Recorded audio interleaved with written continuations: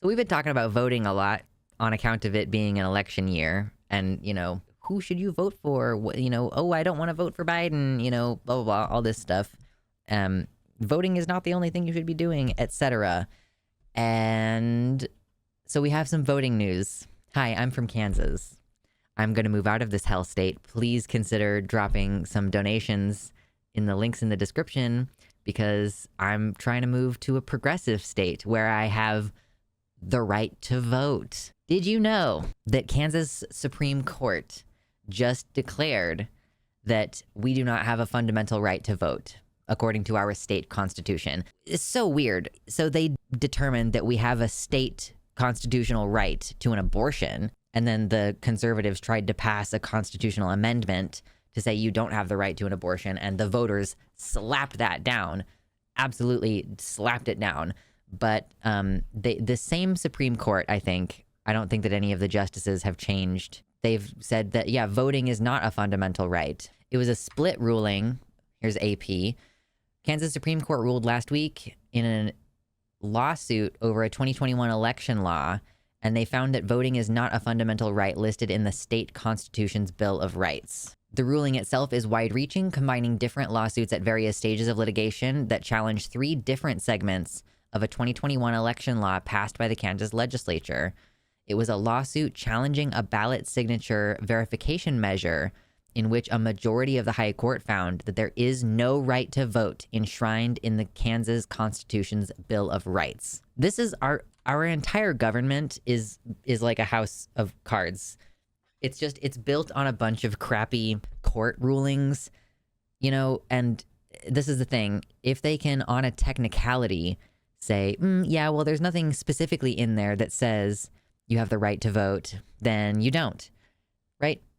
But it makes sense, honestly, that in a country where originally you had to be white and male and owning land in order to have the right to vote, and like a bunch of different groups have had to advocate for their right to vote, it's clear that in our country there isn't a right to vote. But the reason why this is bad is, like, first of all, it fits into the Project 2025 project, like where they're trying to usurp democracy, take away people's right to vote, because if you give people the ability to vote and vote easily, they tend to like vote Democrat more often than not. It's interesting, right?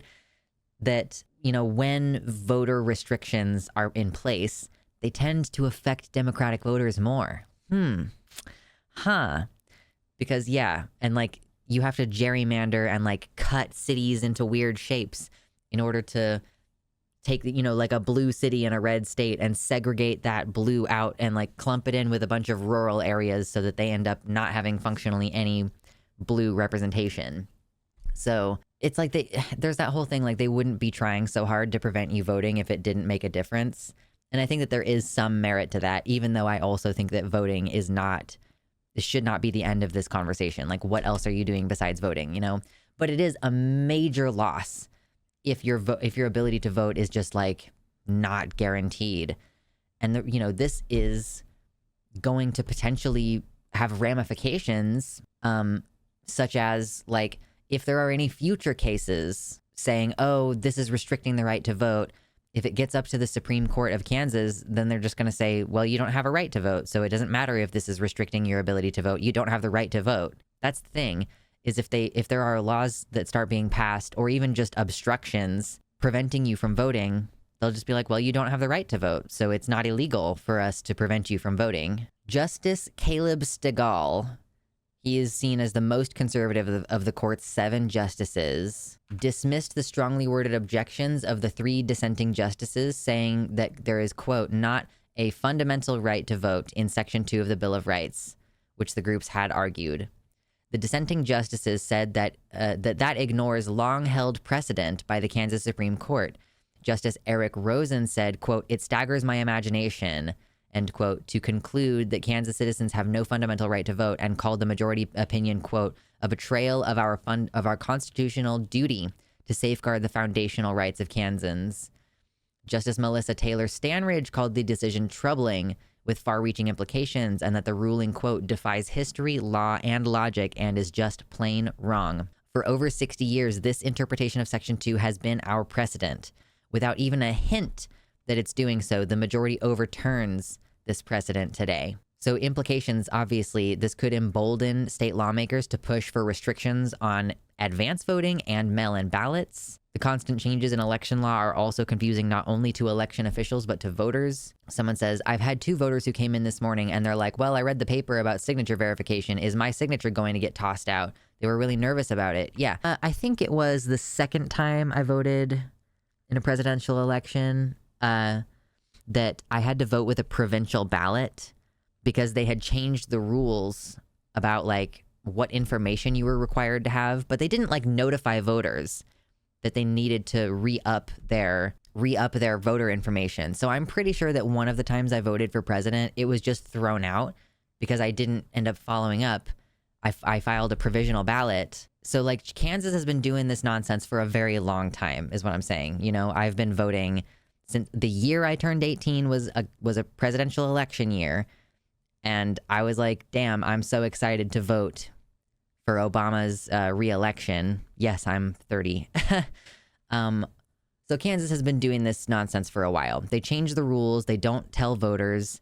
And then you find out on election day, and then you vote provisionally, but then nobody like follows up to provide you with the information that you need to provide, or like to tell you what information you need to provide. Hey, you should like, comment, and subscribe. And you can hit up the Patreon or maybe buy one of these hoodies that I'm wearing because it's good merch.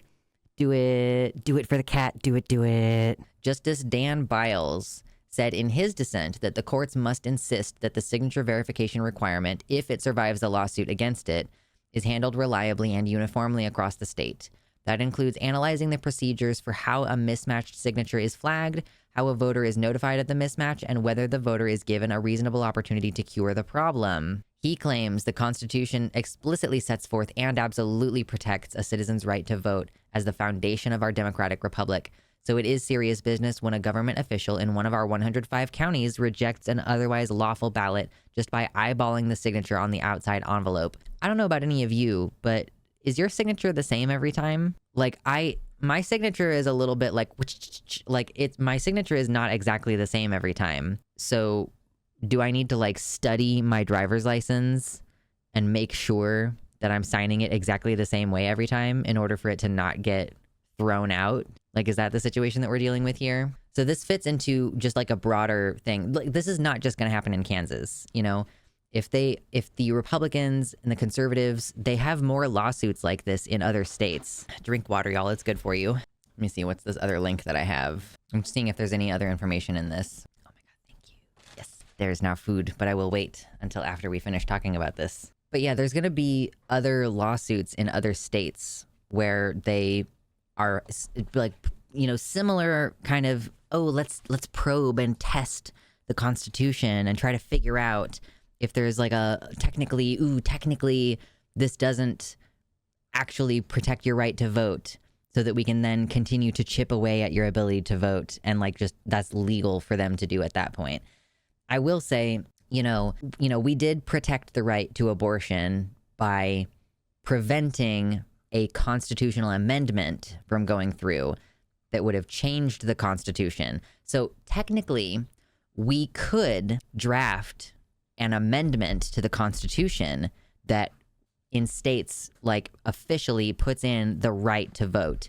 We could do that if we got a ballot initiative and like we, you know, got a vote going on it.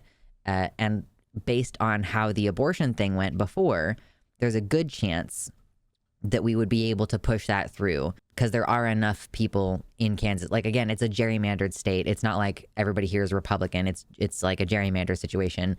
So we could hypothetically amend the Constitution to affirm the right to vote. However, that is not going to happen before November this year. You know, if we drafted that, I think the earliest it would be on the ballot is like, I think there's like a May election. So maybe the earliest would be May next year. That's going to be after all this Project 2025 stuff, you know? So like, yes, we can do that. And yes, I hope we do, but it might be too little too late by that time. And Kansas is not going to be the only state where there are these types of challenges where they're trying to basically say, yeah, you don't have the right to vote. It's not entirely surprising given our nation's history, but it is going to spell doom, essentially, for us going forward. And this is why I say, you need to think outside the scope of just voting. Like, vote while you can. First, try to counteract these things, but we need to be doing other things as well. You only vote like once or twice a year if you vote in the primaries, or if you have elections in May for more local stuff. We need to start thinking of like, what else are we going to do? And I don't have all the answers, I'm not going to sit here and try to tell you, oh yeah, I know exactly what we need to do. Like, revolution or whatever. I don't have all the answers, but we need to be working on like, how are we going to support each other? How are we going to affect local politics? How are we going to make sure that people in our communities are safe? Getting people on board with ballot initiatives. Anything where the popular vote actually matters, we need to double down on those things. Again, like the abortion thing, we succeeded in protecting abortion because that was a statewide vote. It wasn't county by county. It was just raw numbers, and we won protecting the right to abortion. So the more often we can do that, the more often we can circumvent this whole, well, this county is this, or this district is this, the better off we're going to be, honestly. Happy Pride to my patrons, especially Tiago Nascimento, Mersh Rolvog, Jack, Amanda B., Wellington Marcus, Michelle Frateroli, Michelle Winter, Danielle McDonald, Jamie Jam, DZXN, Nova, Sojo, Athiet, Spooky Heather Sylvia, Desi Quiche, Pasnell Infinity, Celeste, Kevin Young, Elizabeth Bartell, Liam Hodgson, Ella V. Nobody, Mr. Atheist, and Suzanne Maynard.